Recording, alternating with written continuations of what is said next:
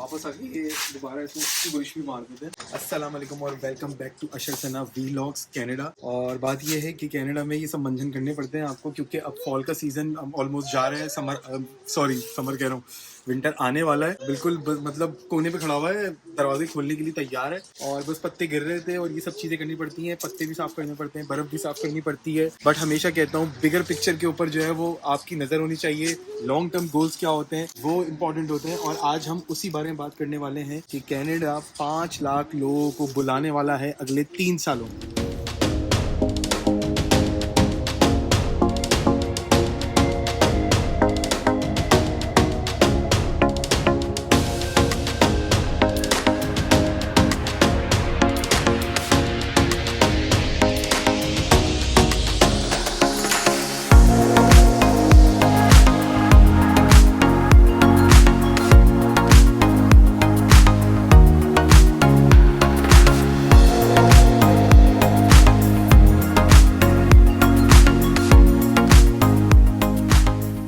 ये देखो कनाडा के प्यारे प्यारे घर, बहुत सारे अमेजिंग से घर यहाँ पे दिखते रहते हैं। और हमारा जो इलाका है ना मिल्टन का, ये काफी डेवलप्ड और नया नया इलाका लगता है। वैसे तो यहाँ पे 10-12 साल पहले से लोग रह रहे हैं। पुराने घर भी बहुत है यहाँ पे।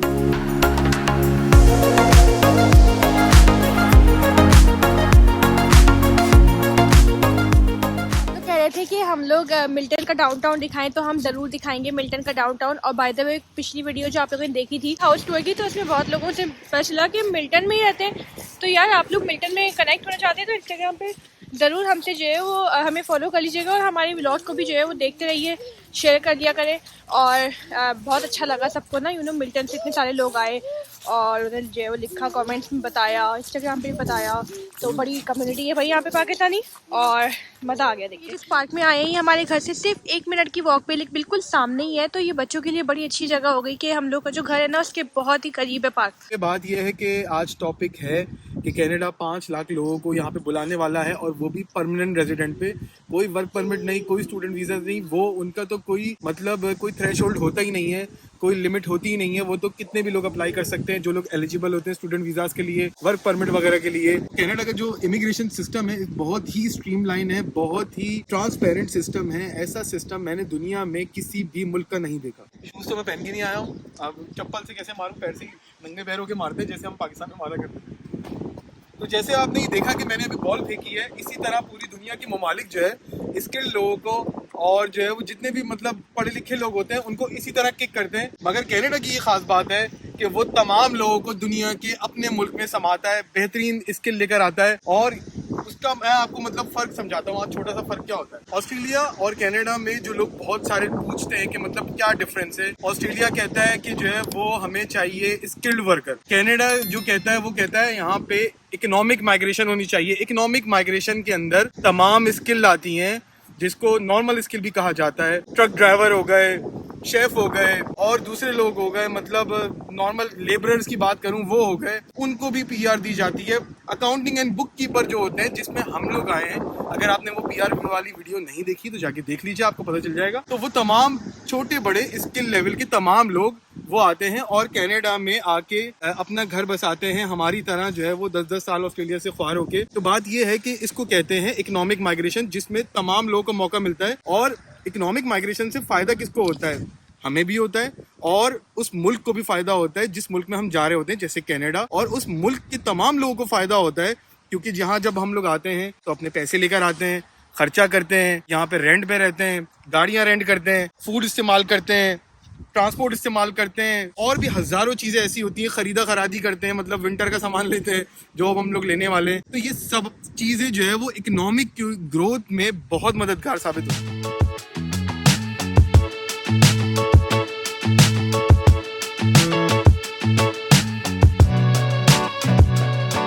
हम लोग पार्क आए हुए थे जैसे आपको बताया, और ये भाई भी जो है वो ऑस्ट्रेलिया से ही आए हैं, ऑस्ट्रेलिया के दुखी है। और इनका ताल्लुक है लाहौर से, पाकिस्तान से। और कितना टाइम हो गया आपको आए हुए? मुझे आए हुए 8 डेज हो गए हैं। इधर आए हुए हाँ, कनाडा के अंदर 8 डेज हो गए। और ऑस्ट्रेलिया में क्या पढ़ा था? Master of professional accounting, which doesn't work over here. सारे डसे में वहीं से। सो इकोनॉमिक माइग्रेशन का सबसे बड़ा फायदा जो होता है वो हम जैसे नॉर्मल वर्कर्स को होता है, या आप जैसे जो नॉर्मल वर्कर्स हैं जिनके पास बहुत हाई स्किल नहीं है, मतलब कि डॉक्टर्स नहीं है, इंजीनियर्स नहीं है, या फिर जो है वो आईटी के बहुत हमने नहीं पढ़े हुए चीज़ें, तो इसका मतलब ये नहीं है कि हम लोग दुनिया में कहीं पे कोई सर्वाइव नहीं कर सकते। कनाडा एक ऐसा वाहिद वाकई में मुल्क मैं कहूँगा जहाँ पे तमाम स्किल वाले आके यहाँ पे अच्छी लाइफ गुजार सकते हैं, जो मतलब आप उसको कह लो कि हाई स्किल्ड वाले, या फिर उसमें भी बहुत बड़े बड़े कंपटीशन है और बहुत मतलब वो एक अलग ही टॉपिक, मैं वहाँ नहीं जाऊँगा। तो वो भी अच्छी लाइफ यहाँ पे मंडे टू फ्राइडे अच्छा काम करके नॉर्मल अपनी जॉब करके टैक्स के ऊपर अच्छी जिंदगी गुजार सकते हैं अपने बच्चों के साथ, अपनी फैमिली के साथ, बिना 7-7 8-8 दिन, मतलब 8 दिन भी अगर होते तो लिटरली ऑस्ट्रेलिया में हमने वो भी काम कर चुका होता मैं। तो ये एक बहुत बड़ा डिफरेंस होता है बिटवीन हाई स्किल्ड माइग्रेशन और इकोनॉमिक माइग्रेशन में। तो हमें पिछली कनाडा की पीआर स्टोरी बताने के बाद से इतने ज़्यादा क्वेश्चंस आ रहे थे कि आप लोग मतलब FLW में तो आ गए, लेकिन जिनके पॉइंट्स कम हैं वो कैसे पीआर ले कनाडा की, क्योंकि हर कोई आना चाहता है यहाँ पे। वाई नॉट, इतने बेनिफिट्स हैं, इतनी आसानियाँ हैं यहाँ पे, अच्छी ज़िंदगी है, सुकून की लाइफ है। और जहाँ तक आई इस 5 लाख की बात, सबसे पहले तो मैं इसके बारे में बता दूँ कि 5 लाख जो लोगों को बुला रहा है कनाडा अगले 3 साल में 2025 तक का प्लान उन्होंने जो बताया है, उनके इमिग्रेशन मिनिस्टर ने भी बताया है, तो ये जो ना आप लोगों के लिए बड़ा ही बेनिफिशियल है। और दूसरी बात ये कि कुछ ऑक्यूपेशंस भी ऐड हुई हैं, तो वो भी आप लोग लिस्ट वगैरह देखें एनओसी की। तो अगर आप लोग कनाडा की पीआर का इसी तरह पार्ट बनना चाह रहे हैं, और उन 5 लाख लोगों में से एक आप भी हो सकते हैं,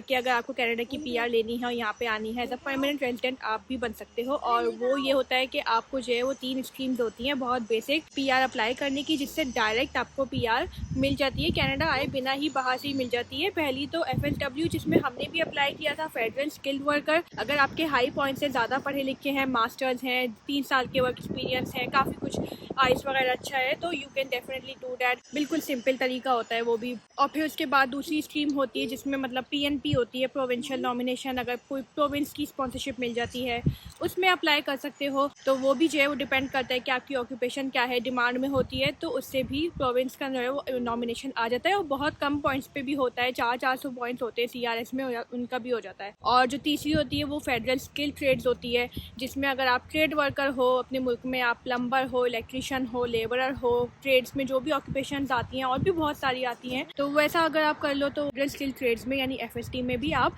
PR ले सकते हो। वो भी काफ़ी कम पॉइंट्स पे आ जाता है। 5 लाख लोगों का अब जो बुलाने का प्लान है कनाडा का, be a part of it. Try करें कि अपने पॉइंट्स बढ़ाएं, CRS स्कोर बढ़ाएं। और कंसल्टेंट्स जो है ना वो बहुत ज़्यादा स्कैम भी कर रहे होते हैं इस मामले को लेके, तो कोशिश करें कि अपनी जो है ना जो बात आपकी एजेंट से हुई है वो वेबसाइट्स जो है ऑफिशियल की, गवर्नमेंट की वेबसाइट्स, वहाँ से क्लैरिफाई करें, वेरीफाई करें क्या है कि वो बात जो बता रहे हैं वो ठीक है कि नहीं है। गवर्नमेंट की वेबसाइट सबसे ज़्यादा ऑथोराइज्ड होती है, और हमने भी पूरा अपना प्रोसेस कनाडा का सिर्फ गवर्नमेंट की वेबसाइट पढ़ के किया है, बिलीव करें, तो बहुत ज़्यादा अच्छी होती है। और आज को हम इसीलिए यहाँ पे आके बैठे हुए हैं। तो if we can do it, या you can also do it. So 2 streams के मैं बारे में आपको और बता देता हूँ। सना ने 3 स्ट्रीम्स के बारे में बताया, 2 स्ट्रीम्स इनकी और होती हैं, और वो होती है अटलांटिक इमिग्रेशन और रूरल इमिग्रेशन की, रूरल और रीजनल की। तो वो भी एक अलग अलग स्ट्रीम्स होती है। बट कनाडा ने अपनी गवर्नमेंट की जो CIC की, IRCC की वेबसाइट्स होती हैं उन पे तमाम इन्फॉर्मेशन दी हुई है। हम लोग ऑथोराइज एजेंट नहीं हैं, बट हम लोग अपनी रिसर्च, जो अपनी रिसर्च होती है, एक्सपीरियंसेस होते हैं, उसी को इन वीडियोस में शेयर कर रहे होते हैं, और उसी की बेस पे हम लोग यहाँ पर पहुँचे हैं। तो कुछ ना कुछ तो हमने पढ़ा होगा, कुछ ना कुछ तो हमने किया होगा। और काफ़ी लोग हमें मिडल ईस्ट से कांटेक्ट कर रहे हैं, हमारे अपने रिश्तेदार, मतलब जिसमें दुबई, कतर वगैरह सब कुछ आ जाता है। और वो लोग ये कह रहे हैं कि हमारे 10,000 दरम चले गए, हमारे 20,000 दरम चले गए, हमें कंसल्टेंट ने ये बताया था, हमारा 2 साल पहले इन्विटेशन आना था, नहीं आ सका, या व्हाटएवर वो है। मैं किसी को पॉइंट आउट नहीं करना चाहता किसी भी वीडियो में, बट बात ये है कि आप लोग अपनी खुद जो है वो कोशिश करो। अल्लाह ने आपको जो है वो सलाहियत भी दी है, इंग्लिश लैंग्वेज भी आपकी अच्छी होगी ज़रूर, और आप लोग इतने पढ़े लिखे होंगे कि आप अपनी खुद की भी कोशिश करो। जब हम लोग आ सकते हैं, जैसे सना ने बताया, सो आप लोग भी आ सकते हैं। अपनी सी कोशिश करो, मेहनत करो। और अगर किसी मुल्क के लिए अगर आप ऑब्वियसली टारगेट कर रहे हो, तो कनाडा वाकई में is one of the best country in the world.